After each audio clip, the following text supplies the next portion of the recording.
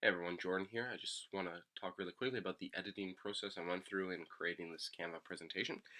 I decided to make a video presentation or a screen capture video because it was a really fluid process.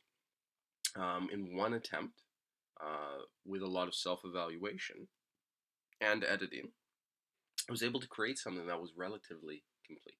So I just want to talk about that process again, just a couple of minutes. For me, the process started by researching code.org, finding the information I wanted, and then condensing it down into just a couple paragraphs using a word processing application. I chose to use a word processing application because the grammatical and spell check software or tools in Canva are not great. It does not look for errors unless you've selected the text box that you want to look for errors in. So for instance, while I'm clicked on this text box, it is the only text box that is looking for errors.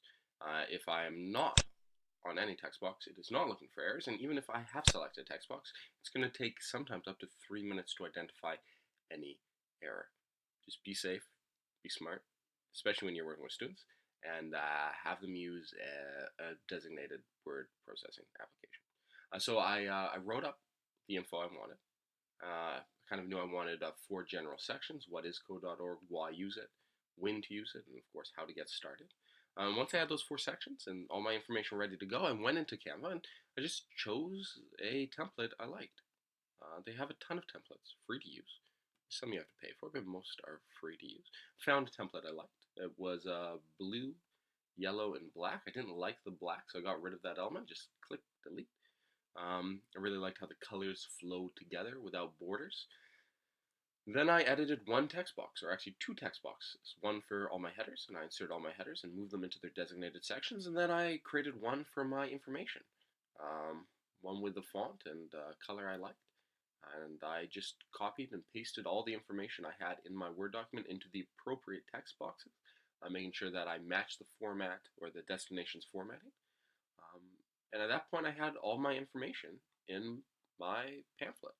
Um, and I also had my header, my kind of title page or the top of my pamphlet ready to go. Um, Again, very simple stuff, but it was somewhat blank. It was somewhat simple, and that's when I decided to do some major revisions. That was where a lot of my major self-evaluation came in. I wanted to include elements. Again, this was easy to do.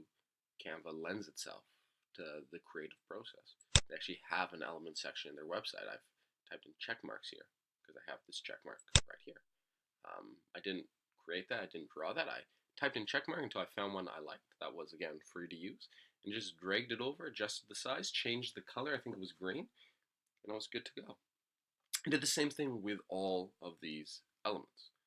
There's also images in this presentation, which I decided to add. Again, this felt too simple. It didn't feel tied to code.org. I want to include their emblem. And I just did this by uploading the image to Canva. They actually have an upload an image button. They want it to be user friendly because they want it to be used creatively. Um, I didn't actually upload the image using this button.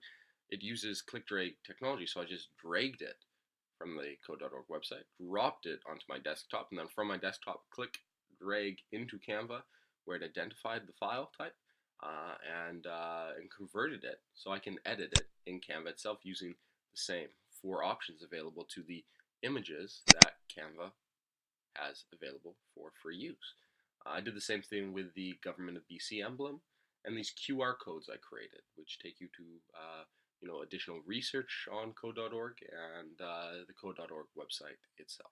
In terms of major revisions, again, beyond that evaluative process, adding these pink figures to represent that code.org specializes in bringing digital citizenship education to minority groups, beyond just making these little changes, adjusting where everything was, changing colors to make sure it was visually appealing. The only major edit I had came after my first attempt at presenting it, or my first effort at presenting it uh, to my peers. Because the feedback I got was people wanted more information on what you can specifically do with code.org. So originally, this getting started section was just 8 steps. I added in specific activities for teachers. I also adjusted my when should you use code.org section to include some of those activities. so first time users kind of have a better idea of the different ways they could apply it in their classroom. But all in all, this was a very fluid process. Involved a lot of self-evaluation, involved a lot of creative thinking, thinking of different elements, placing things where I want them, and Canva lends itself brilliantly to that process. Um, they have visually appealing templates ready to go. They have elements ready for free use. They have different texts and backgrounds.